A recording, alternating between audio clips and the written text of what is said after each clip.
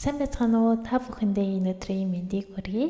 365 өдөр гайхамшигтай хамт подкастын маань 32 дахь дугаарыг хэлэхэд бэлэн боллоо. Та бүхний итгэл танд Панда байна. It is better to ask some of the questions than to know all the answers. James Turber. За тэгэхээр өнөөдрийн маань перцептийн талаар ярихаас өмнө түүний хэлсэн James Turber гэж хэн байсан талаар хэдүүлээ тавчхан ярьцгаая. За James Turber нь 1894-өөс 1961 оны хооронд амьдарч байсан. Нью-Йоркер сэтгүүлийн түүхэнд хамгийн нөлөө бүхий Америкийн хошин шог зохиолч, зураач, шог зураач юм байна. За түүний бүтээлүүд нь ер нь бол эгэл жирийн яг ингээ хүний амьдралыг инээдтэй бөгөөд утгагүй тэмцвэрчлөлтөөний өгөөд дүрсэлдгээр их алдартай юм байна. За түүний одоо нэг алдартай бүтээлүүдээс дурдах юм бол Уолтер Митигийн нууц амьдрал 1939 онд бичсэн өгүүлэг байт юм байна. Өдөр тутмын муудахарт амьдралаас өөрийн төсөөлөл болон зэрэглэлээд ийм ертөнцид баатар болж зүгтдэг номхон хүний тухай өгүүлдэг тийм өгүүлэг байт юм байна. Ер нь нэг сонирхоод уншаад үзэлтэй. Би ч гэсэн яг энэ подкастын дараа нэг сонирхож үзье гэж бодлоо. Бас түүнээс гадна My Life and Hard Times гэд өөрийн бага насны хөвчлөлтөө өгөөд хачирхалтай дурсамжуудаа бичсэн намтарчилсан зохиол бас юм байна. Тэгээ түүний бас шог зургууд байгаа. Түүний зургууд нь ер нь л их энгийн, сараачсан юм шиг харагддаг хэрнээ юм гүнзгий утга агуулгатай байдгаараа урлагийн ертөнцид ер нь л нэлээд хүлээн зөвшөөрөгдсөн байт юм байна. За James Turber-ийн хэлсэн одоо өнөөдрийн маань перцепт ер нь ихэнх тохиолдолд зарим бүх асуултуудын хариултыг мэддэг байснаас илүү зарим асуултуудыг асууж чаддаг байсан дээрээ. Яг ийм үед бас ер нь бодогдсон юм л та. Би өөрөө яг ингээд нэг 10 жил их сургууль ингээд байж ахта ер нь асуулт сайн асууж чаддаггүй юм байсан. Яагаад ч юм ингээд нөгөө нэг дотроо нэг тийм юу бодогддог байсан юм л та. Хэрэг би ийм өөрийнхөө нөгөө мэдгүй байгаа юм асуувал тэр маань жоохон одоо юу гэдэг бусад хүн угаасаа мэдж байгаа юмыг би ингээд асуулт тавиад асуухаар нэг тийм жоохон нэг бусдад нэг өөрийгөө нэг тийм юм мэддэггүй ч тиймэрхүү байдлаар харагдуулахгүй байхыг хүсдэг байсан юм шиг байна.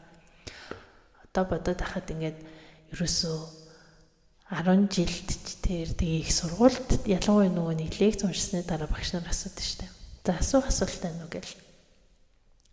Тэгээд нөгөө нэг би өөр ингээд асуухгүй ч гэсэн өөр надтай хамт сурж байгаа оюутнууд ингээд асуулт асуухаар амар тийм энгийн юм ингээ асуудаг ойлгомжтой юм ч юм уу те эсвэл тэр лекцэн дээр ингээд сонсоод мэдээд үзчихсэн юмыг ингээ асуугаад идэг. Ягаад ч юм нэг тийм асуулт асуух тал дээр ер нь бол нэлийн миний хувьд бол ингээд нэг тийм хэцүү байдаг байсан. Тэгээ яг энэ үг бол нэлийн жоохон хүнд тусч байна. Яг ингээд одоо болохоор асуулт асууна гэдэг нь өөрөө ер нь бол тухайн хүн өөрийнхөө үзэл бодол ч юм уу өөрийнхөө сансан бодсон зүйлийг чөлөөтэй илэрхийлж чадчихэв үү гэдэг бас нэг тийм наад захын шалгуур байсан юм шиг надад санагддаг.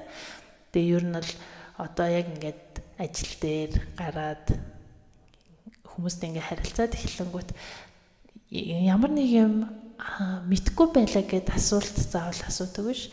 Ямар нэг зүйлийг бататгах асуулт ч юм уу те. Өөрийнхөө ойлгосон зүйлийг энэ үнэхээр би зүг ойлгож уу? Би бусадтай яг ингээд нэг тийм ижил мэдээлэлтэй явж гэнэ үү гэдэг ч юм уу тиймэрхүү байдлаараас асуух ёстой байсан юм байна гэдгийг одоо бол нэлээд сайн ойлгож байгаа.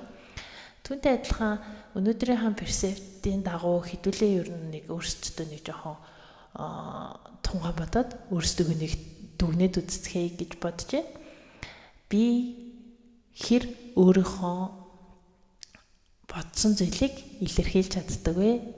Би өөрийнхөө ойлгосон зүйлийг одоо нөгөө нэг зөв ойлгож уу, буруу ойлгож уу гэдгийг ямар нэгэн байдлаар нөгөө нэг чөлөөтэй асуугаад тэрийг ингээ баттгаж чадчихэв нү. Ер нь яг тийм чадвар ингээд ямар хэмжээнд бид хідэд суусан байна вэ гэд нэг хэдүүлээ өөрсдөө дүгнээд үзье. За нэг хуваар дүгнээд үзэх юм бол миний хувьд бол өөр асуулт асуух чадвар маань нэг за 40% тавьж байгаа гэх юм уу. Одоо л ингээд яг нэг тийм асуулт асууна гэхээс жоохон имэдэг хэвээрээ. Гэхдээ багаар би бас нөгөө нэг өөрийнхөө үзэл бодол би ингэж бодож байна. Та нар эвгэж бодож байна вэ гэдгээ бас зарим тохиолдолд нэлийн зөрөгтэйгээр хэлж чаддаг болсон. Тийм ч учраас хэдүүлээ өнөөдөр дор комент хэсэгтээ яг одоо та хэдэн хувьтай өөрийнхөө үзэл бодлыг илэрхийлж чадчих байгаа вэ гэдгээ оруулцгаая. Тэгэд хэдүүлээ энэс цааш юу өөрийнхөө хаана явж байгааг мэдх юм чинь хаашаа зорих ч гэсэн ойлгоод авчна гэсэн үг. За тэгээд өнөөдрийнхөө дугаарыг үгээр өндөрлцгээе. Хамт байсан та бүхэндээ баярлалаа. 365 хоногийн турш чамтай хамт байх чиний итгэл таамд Панда.